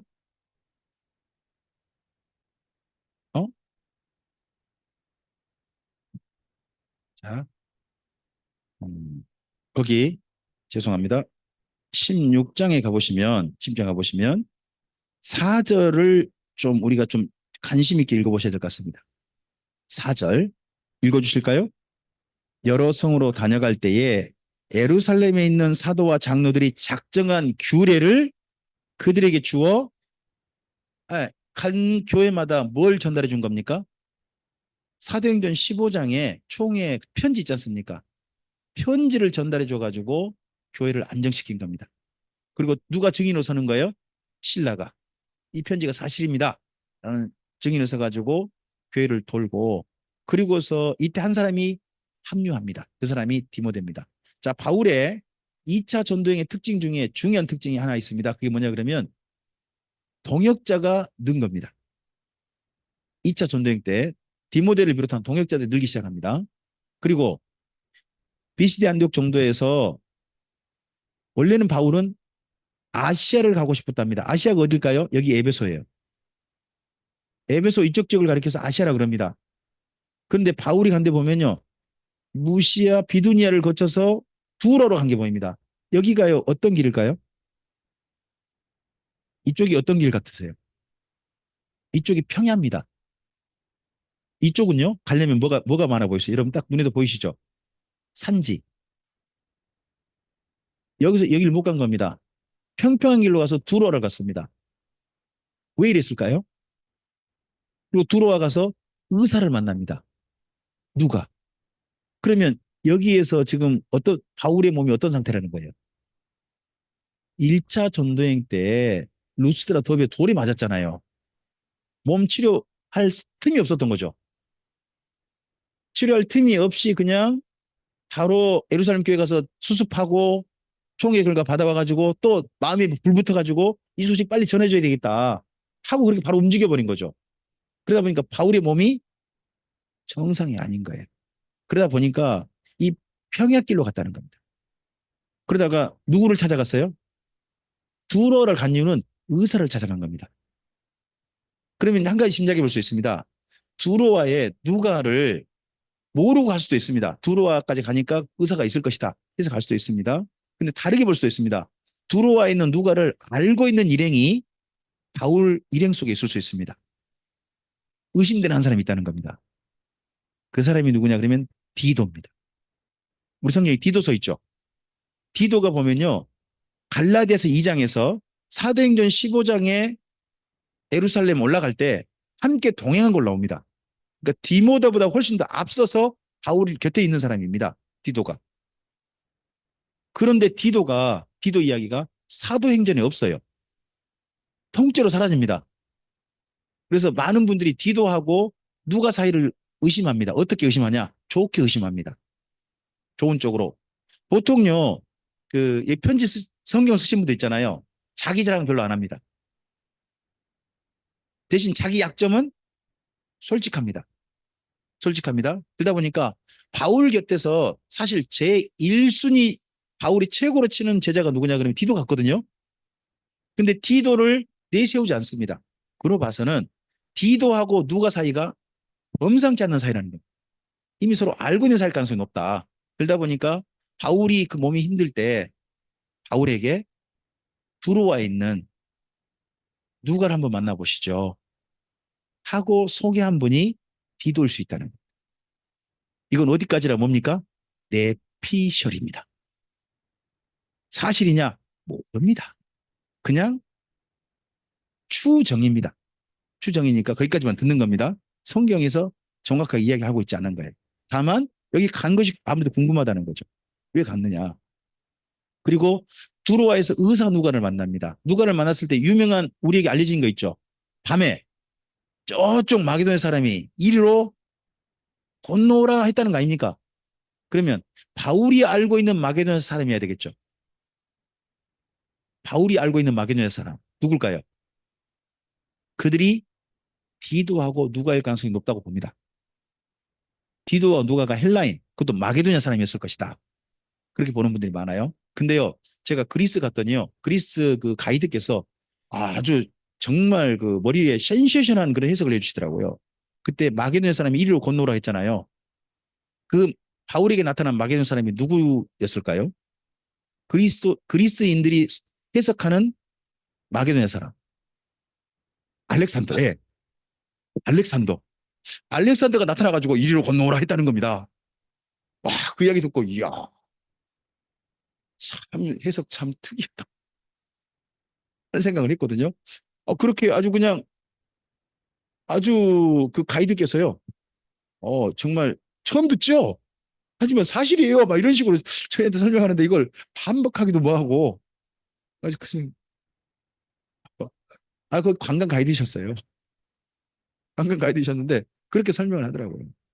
하여튼, 그쪽, 마게도사 미리 건너라 해가지고, 그때 바울이 뭐라고 생각한다고요? 에베소로 갈 것이 아니라 마게도냐로 건너가자. 이게 누구의 뜻이다? 하나님 뜻이고 성령 인도하십니다. 인정하고 갔다는 거죠. 원래 바울은 여기 마게도냐로 건너갈 생각이 있었어요? 없었어요? 없었습니다. 없었는데 건너가자고 해서 간 겁니다. 성령께서 보이신 걸 따라서. 그래서 가서 배를 타고 두로아에서 배 타고 네아폴리를 거치고 네아폴리 하면 딱 도착은 항구거든요. 여기서 산을 넘어가면 한 4km 가면 바로 빌립보가 나옵니다. 이 빌립보에서 우리가 아는 유명한 분 만나죠. 루디아. 여자분 있잖아요. 루디아 만나고 그리고 또 감옥 속에 갇히죠. 얻어맞고. 바울과 신라가 감옥 속에 갇히잖아요. 그것 때문에 노래가 나오죠. 감옥 속에 노래했다고 나오지 않습니까? 노래하니까 복음성가도 있지 않습니까? 바울과 신라가 빌립보 감옥에 하여튼 그런 노래가 예전에 있었던 걸로 기억합니다. 그런 노래가 있었던 걸로 기억하는데 거기가 빌립보입니다. 이 빌립보에서 복음을 전하고 그리고 나서 데살로니가에 옵니다. 몇 주 머물러요? 성경 보면 3주 머뭅니다. 근데 3주 만에 교회가 형성되어져요. 근데 이 3주 만에 형성된 교회에 유대인들이 반발합니다. 저는 반발할 만하다고 생각합니다. 바울이 가면요. 어디가 엄청나게 문제가 생길까요? 손해가 생길까요? 해당. 바울은 해당이 먼저 가거든요. 그 해당 가가지고 해당 다니게 합니까? 사람을 빼냅니까? 아니, 해당에 헌금을 많이 한 사람들 주로 누구겠습니까? 유대인도 있을 수 있지만요. 경건한 그 헬라인 기부인이 나옵니다. 이런 사람들이 헌금을 많이 했을 거거든요. 근데 바울 이야기를 들어보니까요. 유대인 안 돼도 뭐가 있다고요? 구원 받는단다. 하나님께서 만나주신단다. 이런 이야기 하면 누가 혹하겠어요? 헬라인들이 혹하죠. 헬라인들이 대거 나가는 것 같습니다. 나가니까 바울이 한번 싹 지나가면요. 어디가 풍비박산 나는 거예요? 회장들이 난리가 나는 거예요. 그러니까 유대인들이 제일 미워한 사람이 누구겠어요? 그래서 바울이에요. 그래서 바울을 그렇게 미워하는 거예요. 여기도 아닌 게 아니라 그런 사람들 끈집어내는 거예요. 제가 이런 바울의 행보를 보고 요즘 그 교회에 다니는 이단들의 행보가 떠올랐다니까요. 신천지인이라고. 교회가 풍비박산 만들고 사람들 다 끄집어가지고 신천지 내려가잖아요. 참. 하여튼 그런 식으로 보였어요. 얼마나 유대인들 보기에 미웠겠어요. 자, 이때 바울이 이 데살로니가에서 베레아로 급히 갑니다. 베레아는요, 그 우기 때는 못 들어간답니다. 건기 때만 들어갈 수 있는 곳이라고 합니다. 지금도 그런다고 합니다. 제가 가서 여기 베레아는 못 들어갔습니다. 가보고 싶었는데 제가 갈 때 비 올 때였거든요. 그럼 여기는 굉장히 길이 위험해서 금지구역, 여행 금지구역이 된다고 합니다. 이 베레아까지 전도하고서 그리고 아덴에 내려오죠. 아덴에 내려왔다가 고린도에 1년 6개월을 머물게 됩니다. 자, 우리 사도행전 다시 돌아가 보시기 바랍니다. 사도행전 우리 18장을 가셔야 되겠죠? 17장 있습니다.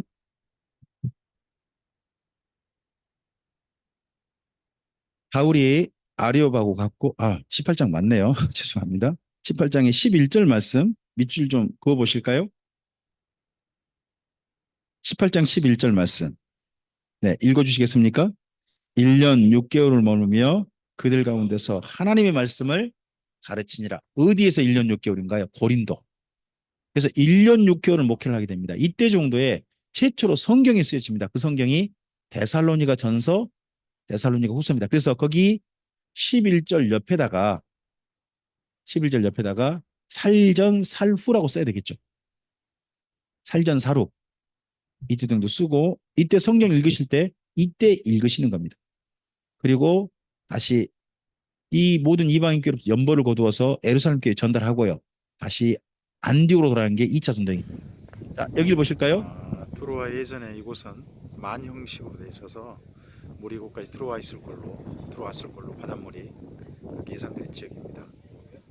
네, 실제 도로 한 군데 지금요. 제가 지금 여기 영상을 찍고 있는데요. 여기까지 물이 들어왔대요. 2000년 전에는. 근데 지금 물이 안 보이죠? 좀 더 볼까요? 에서 17km 정도 떨어져 보시는 겁니다. 그러니까 두로아라는 지역 안에 포함된 것으로 여기 예전에 항구였던 거, 항구. 왔었던 겁니다. 항구였는데 여기가 도상된 사이고 그리고 지중해가 물이 물러나면서 이곳이 지금은 이렇게 파도가 원이 된 상태. 정말 여기 이제 살짝 보이는데 물 보이세요? 지중해? 2000년 전 여기까지 물이 들어왔는데 지금 2000년 사이에 물이 이 정도로 빠져버린 거예요. 이런 흔적이 어디서 보이냐 그러면 에베소도 보이고요. 밀레도도 보이고요. 여러 데 보여요. 그러니까 그 물이 지중해 물이요. 딱 일정하지 않은 거죠. 2000년 사이에 많이 이쪽 쪽은 빠진 거죠. 다른 쪽은 조금 해변이 수면이 올라갔을 수도 있어요. 근데 여기는 물이 많이 빠져버린 거예요. 많이 빠져서 그런 곳입니다. 예전에 여기서 배를 타고 갔을 텐데 예? 니고볼리까지. 근데 지금은 이쪽까지 가야 되는 거죠. 살짝 보이는데 바다가 보입니다. 여기까지 바닷물이 나왔을 텐데. 네아폴리입니다. 드디어 배 타고 도착했습니다. 여기는 성체에 있었고요. 원래 전에는 여기에 이 네아폴리도 제가 서 있는 물수는 곳이 2000년 정도 바다였다네요. 됩니다. 그리고 저 위쪽으로 올라가면 지금 이제 찍고 있는 곳에 올라가면 그러니까 여기 보이신가요? 여기 살짝 동그란 거? 여기가 바울 도착 기념교회입니다. 왜 교회가 이 위쪽에 있을까요? 예, 예전엔 여기까지요. 딱 그 도착 지점에다가 예배당을 지었는데 물이 2000년 사이에 이렇게 내려와가지고 그 사이에 건물도 지어지고 한국어 좀 밑에 있는 거예요. 살짝 보이는 건물, 그 건물이 네아폴리 기념교회인데요. 거기에까지 물이 들어갔다고 그러나요? 그래서 거기서 바울이 첫 발을 디뎠다고 해서 거기 기념교회가 있고요. 지금은 도시가 밑에까지 형성되어 있습니다. 형성되어 있는데 도시가 비가 굉장히 오고 아름답습니다. 바람이 좀 불고 그래서 비가 와서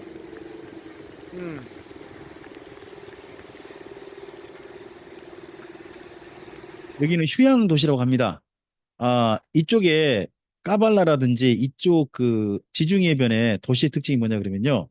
특히 고린도, 아테네 특징이요. 물고기가 안 잡힌답니다. 물고기가 없대요. 짜냐고요? 짜서 그럴까요? 오염이 돼갖고 아니요. 물이 너무 맑아요. 그래서 거기 물 보면 진짜 그 파란 물 있잖아요. 진짜 그게 보여요. 왜 없느냐? 철 성분이 너무 많대요. 철 성분이 너무 많아 물고기 살 수 없대요. 그래서 이쪽에서 물고기 큰 물고기 한 마리 잡잖아요. 어마어마한 가격이랍니다. 큰 물고기 하나. 저희가 그레데라고 하는 섬에서 물고기를 좀 먹었거든요.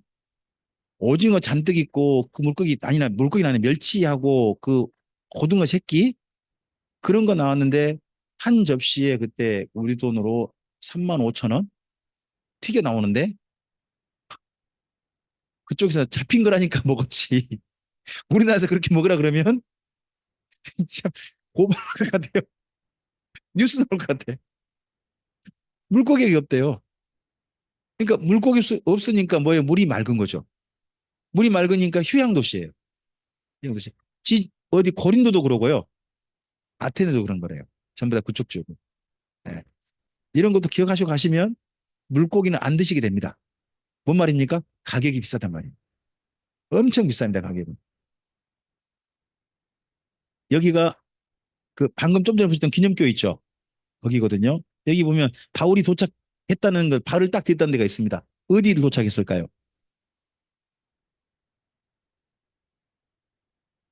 이 교회 여기 지금 도착한 거죠. 여기 발을 디뎠대요. 교회 중에 어디에서 도착했을까요? 보통 여기라고 생각합니다. 여기라고. 근데 여기가 아니랍니다. 우리나라 사람들은 어디야 그러면 가서 자기도 밟아본다고 해가지고 난리를 쳐버리니까 가이드께서 일부러 말씀을 안 하신다고 합니다. 근데 저한테만 살짝 알려줬습니다. 어디라고. 궁금하십니까? 궁금하십니까? 500원. 모르셔도 됩니다. 이 기념교회 거기고요. 여기가 빌립보 감옥이죠. 거기 유럽형 감옥은 좀 특징이 뭐냐? 지하입니다. 땅속에가 감옥이 있습니다. 너희는 이 땅 위에 살 자격이 없어. 땅과 아래로 다 내려버립니다. 이 빌립보에는 유적지가 제법 크고요. 이 물 흐른 곳이 여기가 루디아하고 만났던 곳이겠죠. 만났던 곳이 이곳에서 기도처이기도 했죠. 이 옆에 있는 이 교회가 루디아 기념교회입니다. 여기가 데살로니가입니다. 3주간 전도했던 곳. 네, 큰 도시고요. 그 다음에 여기가 베레아. 저는 못 가본 곳입니다. 혹시 베레아 가보셨습니까? 다. 베레본 도시라고 안 갔나요? 하여튼 여기 상당히 그 안에 그 들어가는데 그 골짜기 진짜 멋있더라고요. 들어가는 그쪽이 길은 멋있긴 멋있던데 산골짜기여서 여기가 아테네입니다. 아테네 유명한 우리들이 뭐 알고 있는 여기가 있죠. 아크로폴리스죠. 아크로폴리스고 이 밑에 여기 있지 않습니까? 이 하얀 돌 이게 아레오바고입니다. 바구 하얀 바구 흑한 바구 여기가 있고요. 저는 여기가 아니고 이 밑에인 줄 알았다니까요. 이 밑에는 주차장이고요. 이 위에가 하얀 돌이고요. 지금은 못 올라가게 합니다. 되도록이면 위험하다고 못 올라가게 합니다. 가보면 여기 이 모습을 다른 지역에서 좀 찍은 거고요. 밤에 찍은 모습입니다. 잠깐 아테네 좀 보실까요? 좋은 영상이 많아요. 아테네는 멋있지 않나요? 드론으로 딱 위에서 이렇게 찍어주니까 멋있긴 합니다. 네, 파르테논 신전 있는 데죠. 네.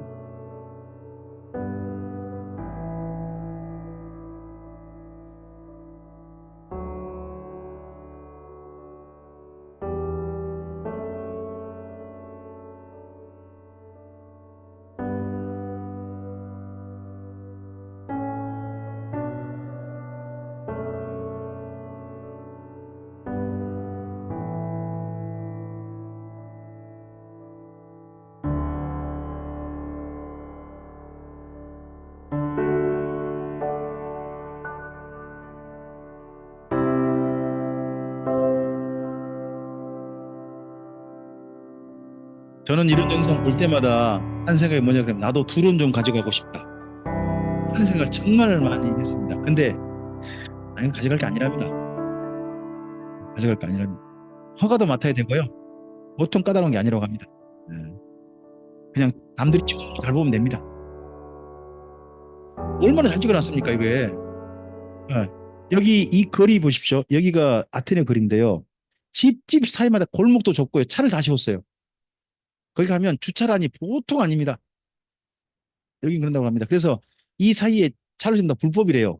근데 불법인데요. 말 잘하면 불법이 아니고요. 말 잘못하면 불법이랍니다. 딱지대인데요. 가이드가 그렇게 설명하시더라고요. 이렇게.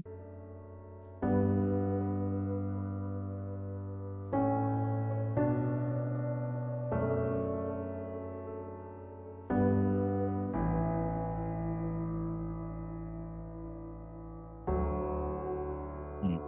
그리스의 현재 인구의 거의 3분의 1 이상 그 정도가 여기 모여 산답니다. 이 아테네.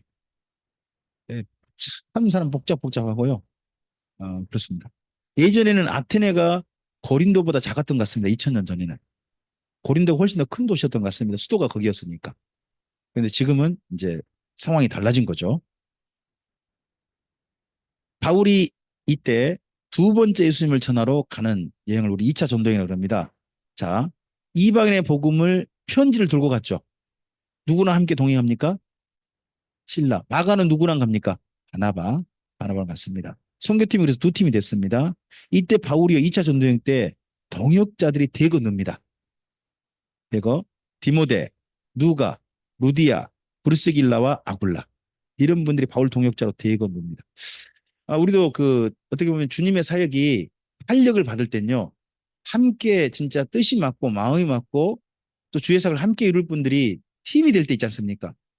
그때가 진짜 좀 더 날개를 펼칠 수 있는 것 같습니다. 바울의 2차 전도행이 그런 동역자들을 얻은 중요한 시간이었던 거죠. 최고의 선물을 얻은 시간입니다. 그리고 이때 처음으로 편지를 보냅니다. 아까 데살로니가에 3주 전도했다 그랬죠. 3주 전도했는데 교회가 흩어지지 않고 있는 거예요. 디모데를 보내봤더니 교회가 그래서 너무 반가워서 교회로 하여금 그 흩어지지 않는 교회로 하여금 더 신실하게 신앙생활 하시라고 편지 보내는 게 1차 편지 보냈다가 아이고 이거 내 편지가 뭔가 좀 잘못됐나? 다시 보낸 편지가 2차 편지 데살로니가 후서가 되죠. 그리고 이때 처음으로 유럽 선교를 가게 됩니다. 유럽 선교는 원래 바울이 생각한 선교가 아니었습니다. 근데 성령이 인도하심 인정하고 갔죠. 우리들도요. 바울이 그 에베소에서 했던 말을 한번 기억했으면 좋겠습니다. 주님의 뜻이면 하겠습니다. 원래 바울은 에베소를 오고 싶었습니다. 근데 2차 선교가 끝나고 난 다음에 에베소 갔거든요. 사람들 만났는데 에베소 사람들이 자기에게 와달라고 합니다. 그때 뭐라고 합니까? 주님의 뜻이면 오겠습니다. 합니다. 우리 올 겨울에도 1월 정도에 성경 강좌가 있을 것 같습니다. 광주에서. 네. 다시 여러분 뵙고 싶습니다. 그렇죠. 답을 방금쯤 제시하고 지금 제가 여러분한테 지금 낚시를 하고 있잖아요. 그러면 제가 원하는 답이 아멘이 아니에요. 그렇죠? 네. 네. 그죠? 주님의 뜻이면 그렇습니다. 혹시 추석에 집에 가고 싶지 않는 분 계신다면 산청에서 강좌로 뵙고 싶습니다. 그게 거절의 방법이십니다. 승낙의 방법이시기도 하고요. 네, 그렇습니다. 그때 뭐 아마 추석 때라 할지라도 하전사님 또 강좌 집회한다면 또 가서 식사 준비하시겠죠? 네네. 아유, 네. 자, 오늘 일단 여기까지 하고 지금 4시 30분이거든요. 4시 50분까지 쉬시고 4시 50분에서부터 오늘 오후 한 번 더 강좌 진행하겠습니다. 20분 쉬겠습니다. 네, 감사합니다.